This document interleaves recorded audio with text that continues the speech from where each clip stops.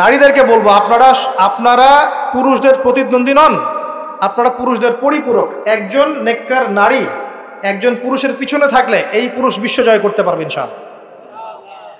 পরে আসেন নূহ আলাইহিস সালাম, তার স্ত্রী কি ঈমান এনেছিল? ঈমান আনে নাই।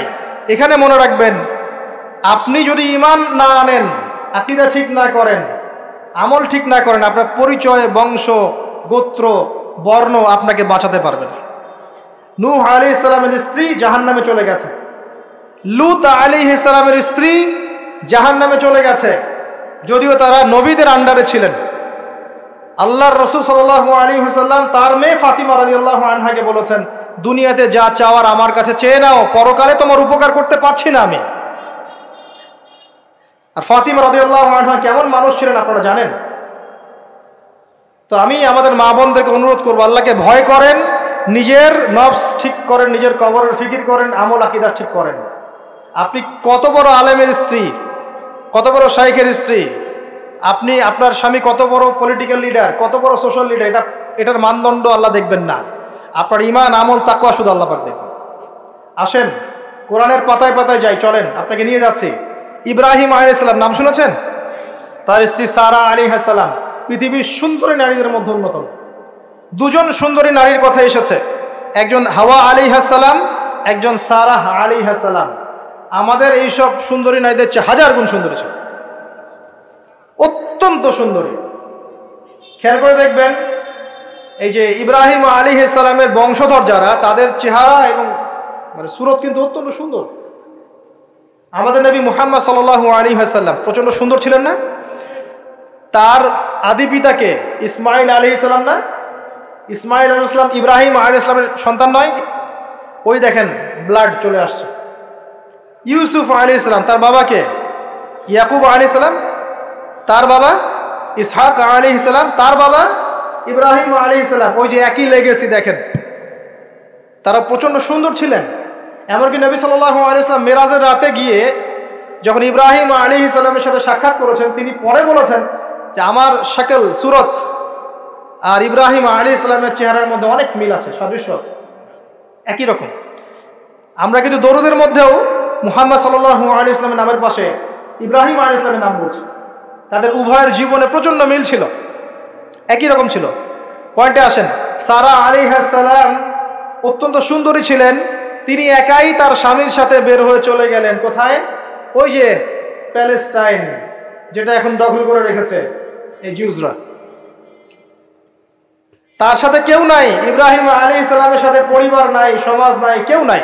তার স্ত্রী আছে। একজন নেককার স্ত্রী সাথে থাকলে স্বামী বিশ্ব জয় করতে পারবে। এই জায়গায় আমি ছেলে মেয়ে সবার জন্য হেদায়েতের কথা বলছি। মেয়েরা আমাকে অনেক অভিযোগ দিয়েছে, মেয়ে নিয়ে কোনো কথা বলিনি ওয়াজের মধ্যে। আমি এখন কিছু কথা বলে শেষ করছি ইনশাআল্লাহ। সারা আলাইহিস সালাম যখন যাচ্ছেন, একজন লম্পট রাজা, মনে আছে, লম্পট একজন বাদশা তাকে ভোগ করতে চেয়েছিল, তুলে নিয়ে কিডন্যাপ করেছে। এ সময় ইব্রাহিম আলাইহিস সালাম মাজুর ব্যক্তি, নামাজে দাঁড়িয়ে গেছেন, আল্লাহর কাছে সাহায্য চাচ্ছেন। এটাই নবীদের সুন্নাহ। কোনো সমস্যায় পড়লে নামাজে দাঁড়িয়ে যেতেন। আর আমরা এখন সমস্যায় পড়লে হাউমাউ শুরু করি, তাই না? আর এদিকে সারা আলাইহিস সালাম আল্লাহর কাছে দোয়া করছেন, আল্লাহ তুমি যদি জেনে থাকো আমি আমার সতীত্ব আমার স্বামী ছাড়া অন্য কাউকে দেই নাই, তাহলে আজকে এই জালেমের হাত থেকে আমাকে রক্ষা করো। হাত বাড়াতে না বাড়াতেই তার হাত অবশ্যই পড়ে গেছে। সুবহানাল্লাহ। তিনবার চেষ্টা করেছে, তিনবার বেহুশ হয়ে পড়ে গেছে। এই সারা আলাইহিস সালামের মতো সতীত্ব রক্ষাকারী জেনারেশন কি এখন আছে? এখন তো নিজের সতীত্ব বিলিয়ে দিতে পারলে বাঁচে। এমনকি কেউ যদি নাও নেয় সতীত্ব, দেখা যায় যে নগ্ন ছবি তুলে ইমো, ফেসবুক, হোয়াটসঅ্যাপে আপলোড দিয়ে শেষ করে ফেলছে, তাই করছে না? ভিডিও কলে প্রেম হচ্ছে, আপনার এই যে গার্লফ্রেন্ড বয়ফ্রেন্ডের সাথে কফি খাচ্ছে, বিছানায় যাচ্ছে, ডেটিং করছে। বিয়ের আগে সব শেষ, বিয়ের পরে যখন এরা কোনো ঘরে যাবে, ওই ঘরে কি সুখ আসবে, শান্তি আসবে? মা বোনদেরকে বলবো, আর আমাদেরকে খেয়াল রাখতে হবে, আমরা যেন আমাদের ঘরে সারা আলাইহিস সালামের মতো মেয়ে স্ত্রী তৈরি করতে পারি। আল্লাহ পাক তৌফিক দান। দেখেন সতীত্বের পাওয়ার, আল্লাহ পাক হাত অবশ করে ফেললেন। এবার ওই বাচ্চা হাদিয়া দিচ্ছে হাজারা আলাইহিস সালামকে, ঠিক আছে? হাজারা আলাইহিস সালামকে ইব্রাহিম আলাইহিস সালাম বিয়ে করলেন, কি জন্য করলেন? সন্তানের জন্য।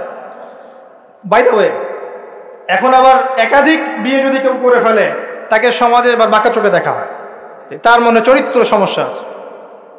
কিন্তু বিয়ে না করে বিয়ের আগে 10টা প্রেম করলে কোনো সমস্যা নেই, বিয়ের আগে 1000টা জেনা করলে কোনো সমস্যা নাই, পতিতালয় গেলে সমস্যা নাই, ফ্রি মিক্সিং গেলে সমস্যা নাই, গার্লফ্রেন্ডকে নিয়ে ঘুরতে গেলে ডেটিং করলে কোনো সমস্যা নাই। আবার বিয়ে করে ঘরে স্ত্রী থাকতেও বাইরে পরকীয়া করলে কোনো সমস্যা নেই। এগুলোকে আমরা উন্মুক্ত করছি, কিন্তু কেউ সাহস করে যদি কোনো বিধবার দায়িত্ব নেয়, কোনো তালাকপ্রাপ্তর দায়িত্ব নেয়, কোনো অসহায় দায়িত্ব নেয়, তাকে খারাপ চোখে দেখা। এই হলো আমাদের সাইকোলজি। অথচ আল্লাহ পাক এই বিধানটা দিয়েছেন কোরআন এবং সুন্নায়। যাই হোক, তার জন্য শর্ত আছে, শর্ত পূরণ না হলে করবেন না, কখনো ফরজ নয়। কিন্তু কেউ যদি শর্ত পূরণ করে করতে পারে, তাকে ডিসকারেজ কেন করতে যাবে? সমাজ চেঞ্জ হয়ে গেছে। হাজরা আলাইহিস সালাম, এখান থেকে আমি আমাদের মা বোনদেরকে এবং আমাদেরকে একটা হেদায়েতের কথা বলবো ইনশাআল্লাহ। হাজরা আলাইহিস সালামের ঈমান, আমল, তাওয়াক্কুল দেখেন। তার গর্ভে আল্লাহ পাক সন্তান দিলেন ইসমাঈল আলাইহিস সালামকে। এবার আল্লাহ পাক বলছেন রেখে আসো, কোথায়? ওই মক্কায়, জনমানব শূন্য জায়গায় রেখে আসলেন। সাথে আছে সামান্য পানি, কিছু খেজুর, রেখে আসছেন। এবং ইব্রাহিম আলাইহিস সালাম পিছনে হেঁটে চলে যাচ্ছেন। হাজরা আলাইহিস সালাম বলছেন আইনা তাযহাবু ইয়া ইব্রাহিম, আপনি কোথায় যাচ্ছেন হে ইব্রাহিম? আপনি আমাদেরকে জনমানব শূন্য জায়গায় ফেলে কোথায় চলে যাচ্ছেন? ইব্রাহিম আলাইহিস সালাম কিচ্ছু বলছেন না, বুকের মধ্যে পাথর। স্ত্রী সন্তানকে জনমানব শূন্য জায়গায় রেখে গেলে কি ভালো লাগবে? কেন? বুকের মধ্যে পাথর, চুপ করে আছেন। এক পর্যায়ে হাজরা আলাইহিস সালাম বলছেন আপনি কি আল্লাহর আদেশে এই কাজটা করছেন? তখন তিনি বলছেন হ্যাঁ, নাম, এতটুকু বলেছেন, আমি আল্লাহর আদেশে করছি। এবার এই দেখেন, হাজরা আলাইহিস সালাম বলছেন যদি আল্লাহর আদেশে আপনি করে থাকেন, তাহলে আল্লাহ কোনোদিনও আমাদেরকে ধ্বংস করবেন না ইনশাআল্লাহ। তাওয়াক্কুল। আমি আপনাকে বুঝাই, এখানে কোনো মানুষ নাই, কোনো খাবার নাই, কোনো পানিও নাই, তারপরেও তিনি বলছেন আল্লাহ ধ্বংস করবেন না। আপনি কি বুঝতে পারছেন কি অবস্থা?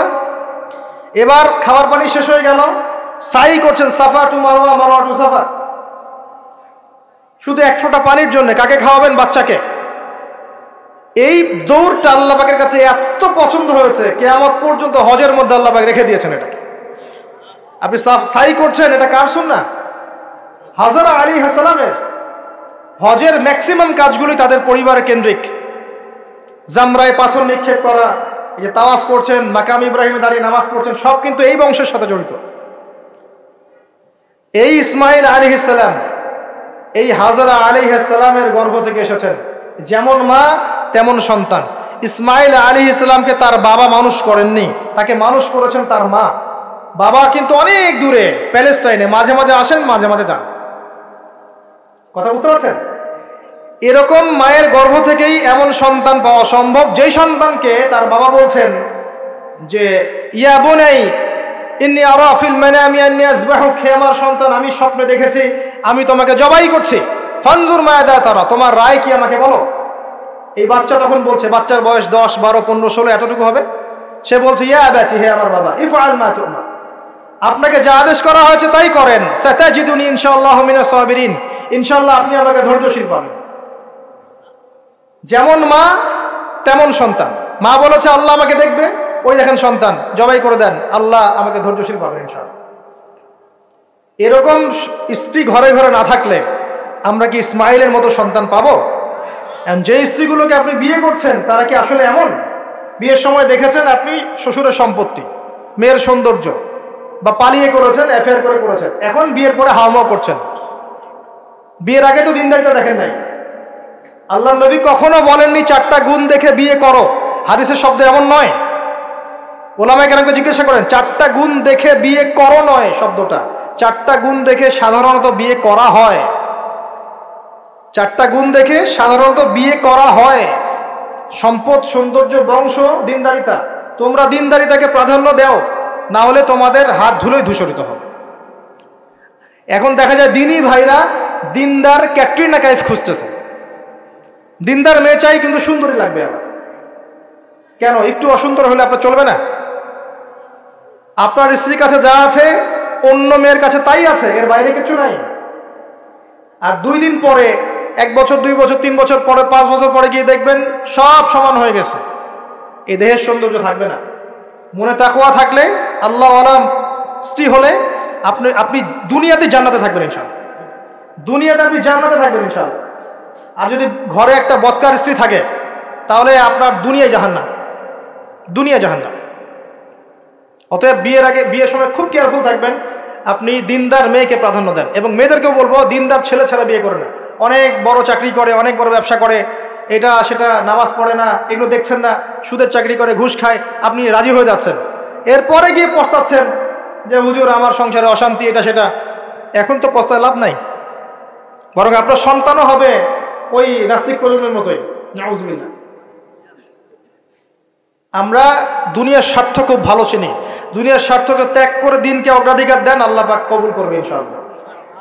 এই হলো ইসমাইল আলাইহিস সালামের মা, তিনি যেমন সন্তান তেমন এখানে আমাদের জন্য আদর্শ আছে।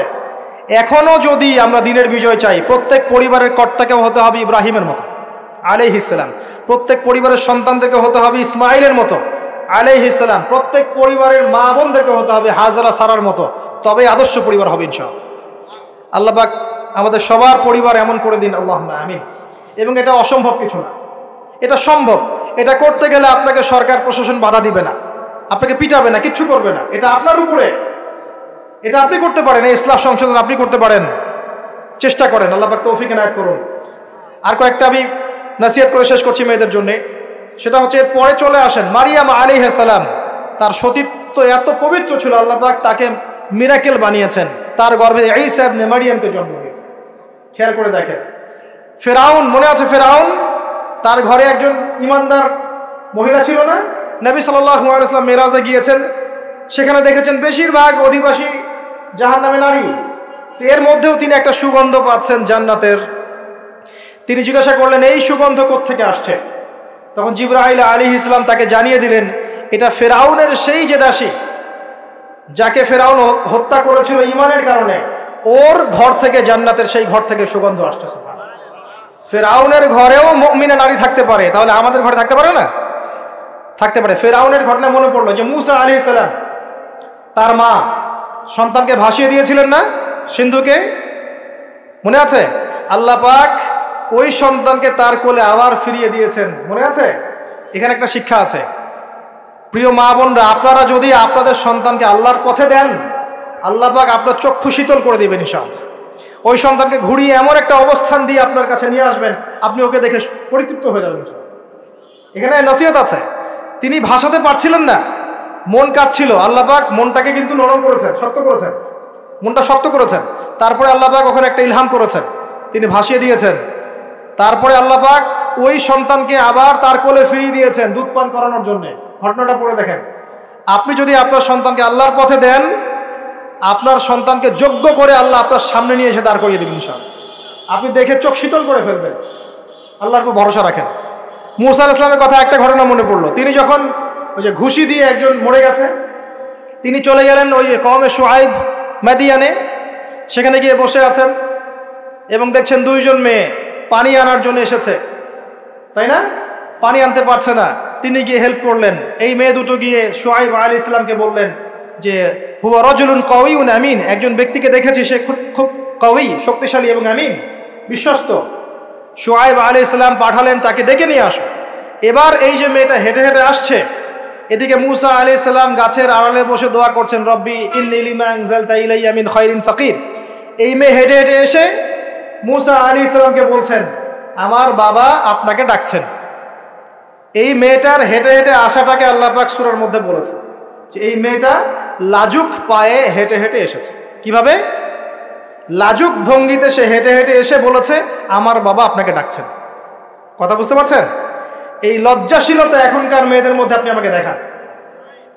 এই লাজুক ভঙ্গিতে হেঁটে আসা মেয়েদের যে হাঁটাটাও পর্দা, মেয়েদেরকে কে বুঝাবে হাঁটার মধ্যেও পর্দা আছে? কে বুঝাবে যে গলার ভয়েসে পর্দা আছে, চোখের চাহনিতে পর্দা আছে? একটা মেয়ে সবকিছু ঢেকেছে, মনে করেন চোখটা ঢাকে নাই, এই চোখ দুটো দেখেই একটা ছেলে তার প্রেমে পড়তে পারে। একটা ছেলে হিসেবে বলছি, এটা সম্ভব। একটা হাতের কবজি দেখে আপনি একটা মেয়ের প্রেমে পড়তে পারেন, ভালো লাগতে পারে, সম্ভব। মেয়েদেরকে আল্লাহ পাক এত সুন্দর করে সৃষ্টি করেছে। আল্লাহ পাকের সবচেয়ে শ্রেষ্ঠ সৃষ্টি হচ্ছে মেয়েরা। মানুষ তো অবশ্যই, তারপরে মেয়ে মানুষ।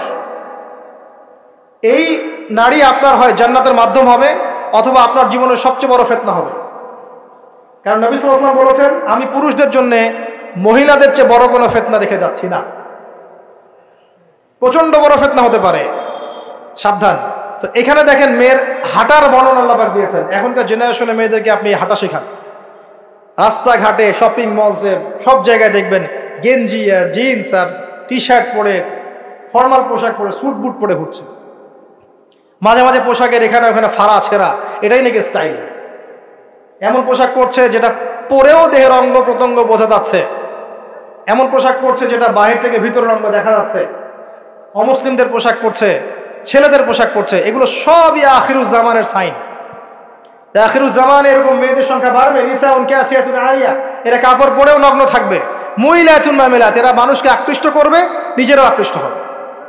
এরা জান্নাতের গন্ধও পাবে না, যদিও জান্নাতের গন্ধ যোজন যোজন দূর থেকে পাবে। আখিরুজ্জামানের সাইন আপনি দেখবেন, মেয়েরা ছেলেদের পোশাক পরে ঘুরছে। এখন এই শুআইব আলাইহিস সালামের মেয়ের মতো এদেরকে কে লজ্জা শেখাবে? নাই লজ্জা শরমের বালাই। স্যার ক্লাস নিচ্ছে, সে গোল হয়ে বসে আছে, কোচিং করছে। টিচার গায়রে মাহরাম, সে ক্লাস নিচ্ছে, পড়াচ্ছে, গোল টেবিল করে বসে আছে মেয়েরা। দেখবেন কারো গায়ে হিজাব নাই, সালোয়ার কামিজ পরে ক্লাস করছে এবং দেহের অঙ্গ প্রত্যঙ্গ বোঝা যাচ্ছে। এবং কোনো কোনো সময় দেখবেন টিচারও সুযোগ নিচ্ছে, গায়ে হাত দিচ্ছে, বলছে ও তো আমার মেয়ের মতো। হ্যাঁ, আমরা তো ইউনিভার্সিটিতে পড়েছি। এরপরে খেয়াল করে দেখবেন টিচারের সাথে ছাত্রীর প্রেম হয়ে গেছে। কত মেয়ে যে রেপের শিকার হচ্ছে, মুখ ফুটে বলে না। যে কয়টা খবর আসে পেপার পত্রিকা, এগুলো খুব নগণ্য খবর, বাস্তবতা আরো অনেক কঠিন, পরিসংখ্যান অনেক বেশি, অনেক বেশি। মেয়েরা তো আর মুখ ফুটে বলবে না আমার সাথে এরকম অন্যায় করা হয়েছে। কিছু কিছু মেয়ে যখন বলে তখন আপনি খবর পান। অনেক মেয়ে প্রাইমারি স্কুল থেকেও, তারা প্রাইমারি লেভেল থেকে একদম বয়স যখন 10-15, এখান থেকে শুরু করে কলেজ পর্যন্ত ধর্ষণের শিকার হয়েছে, রেপের শিকার হয়েছে, গার্লফ্রেন্ড বয়ফ্রেন্ডের দ্বারা বা টিচারের দ্বারা, কোনো কোনো ক্ষেত্রে চলতে ফিরতে গুন্ডা মাস্তানের দ্বারা। এটা হচ্ছে ফ্রি মিক্সিং কারণে। ছেলে আর মেয়েকে আপনি একসাথে জড়িয়ে দিয়েছেন, এগুলো চলবেই। এখন অনেক সময় এমনও হয়েছে, মেয়ে পড়াচ্ছেন, চারপাশে গোল হয়ে বসে আছে ছেলেরা। আর কখন আমরা এমনও দেখেছি যে কলেজে মাঠের মধ্যে বসে আছে ছেলে মেয়ে একসাথে গোল হয়ে, গ্রুপ স্টাডি। মিথ্যা কথা বলছে? Group study. কলেজে আন্দোলনের সময় দেখেছি, কোনো দাবি নিয়ে আন্দোলন হচ্ছে, দেখবেন যে এই যে ছেলে শুয়ে আছে মেয়ের কোলে মাথা দিয়ে, মনে হচ্ছে সে যেন তাদের স্ত্রী মনে হয়। এগুলো কি?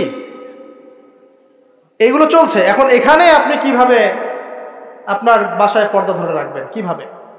কিভাবে সম্ভব?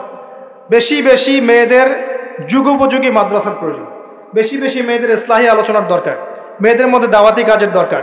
এবং মেয়েদেরকে অনেক সময় দাওয়াতি কাজের অভাবে ভুল দাওয়াত দিয়ে বাড়ির থেকে বের করে দিচ্ছে, মাহরাম ছাড়া সফর দিচ্ছে। খেয়াল করে দেখেন, এমন অনেকও জামাত বের হচ্ছে মাহরাম ছাড়া জেলায় জেলায় সফর, দলিল দিচ্ছে এটাও নাকি জিহাদ।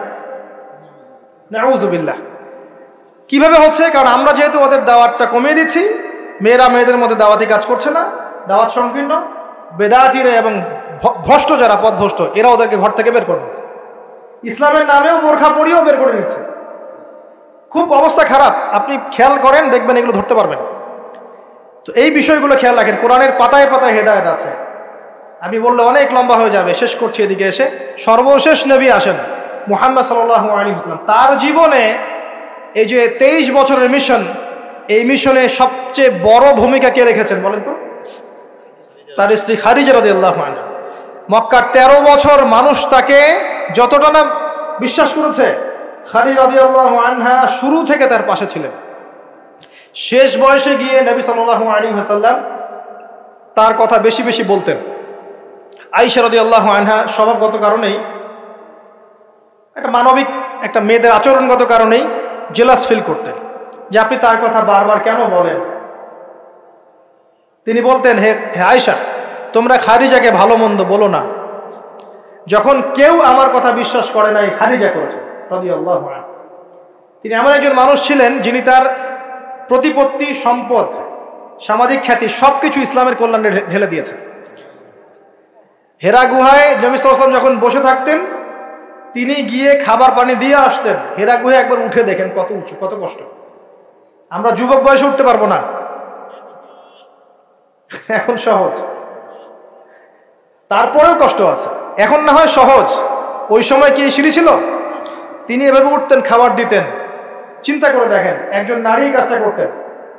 এবার আসেন, খাদিজা রাদিয়াল্লাহু আনহার বান্ধবীদেরকে খুঁজে খুঁজে নবী সাল্লাল্লাহু আলাইহি ওয়াসাল্লাম গোশত হাদিয়া পাঠাতেন, তাকে এত ভালোবাসতেন।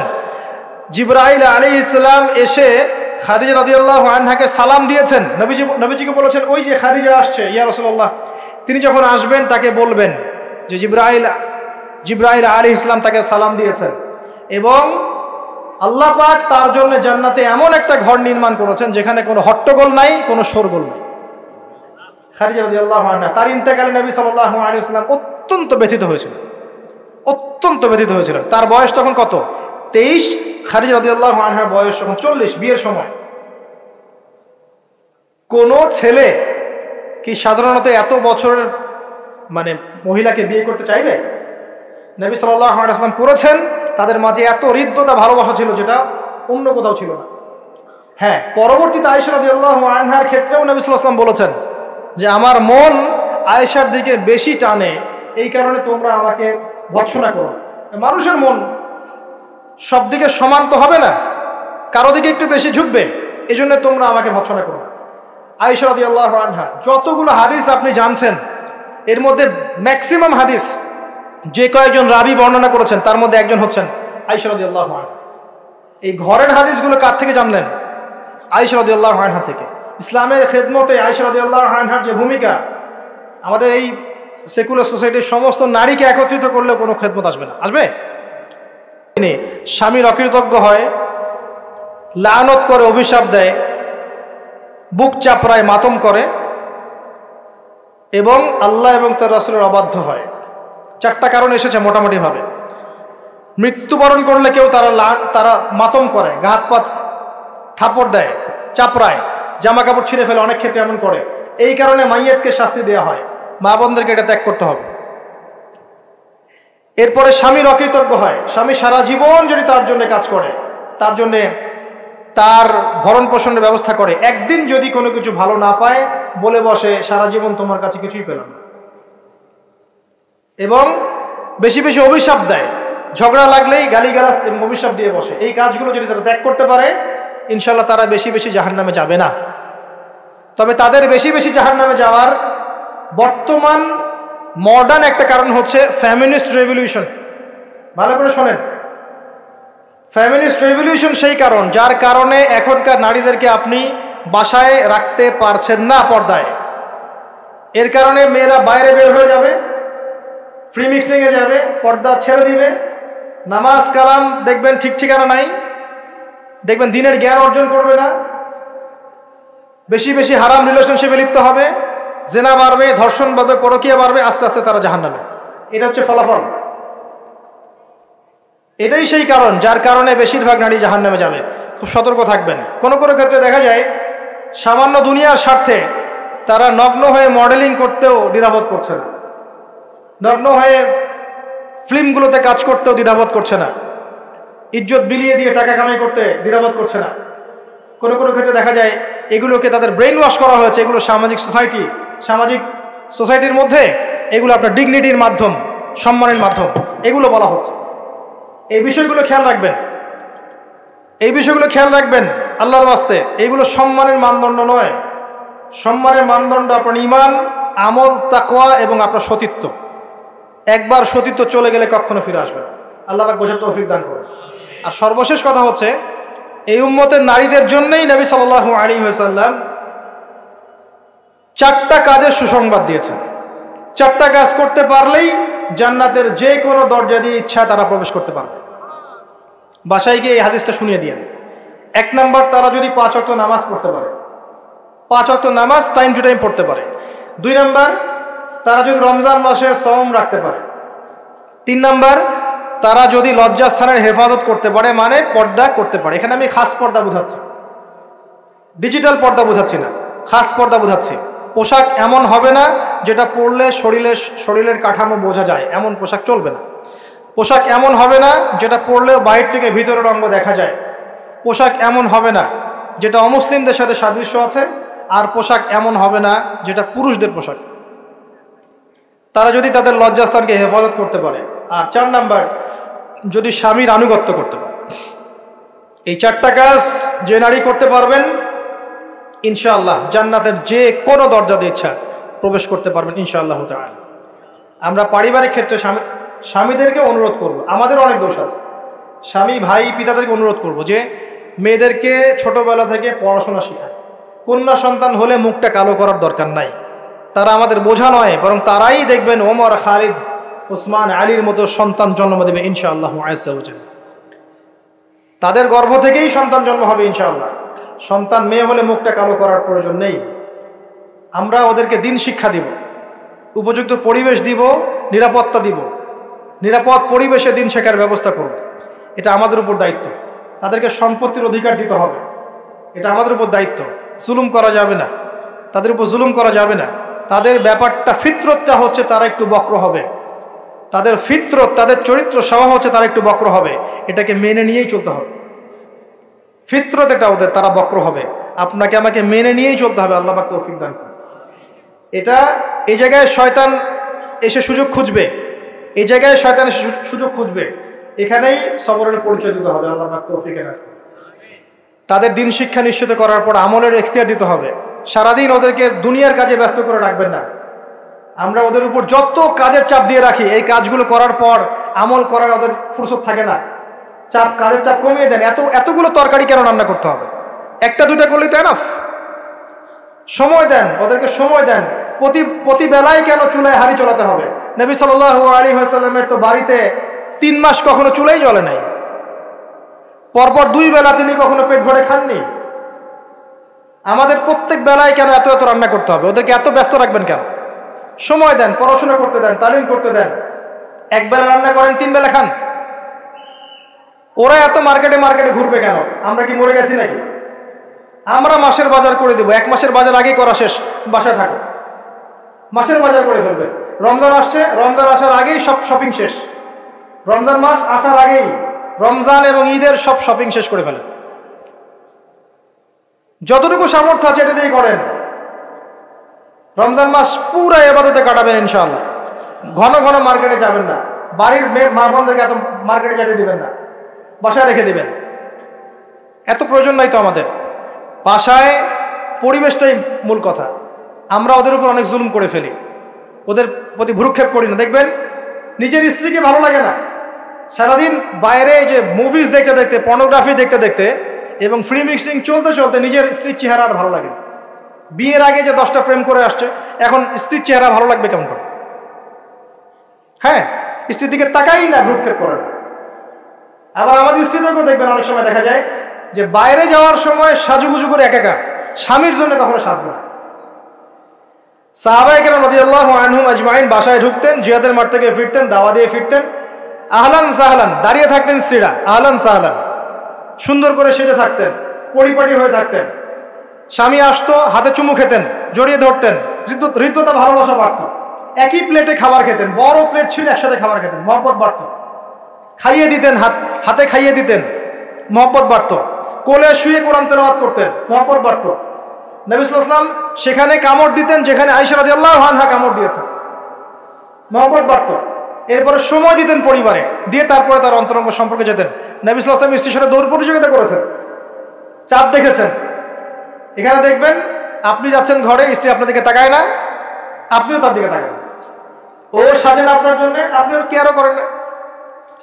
আপনিও বসে গেলেন ফেসবুক এই যে নিয়ে, স্মার্টফোন নিয়ে মুভিজ দেখা, ও মাশাআল্লাহ ওরটা গোদাগুদি শুরু করুন।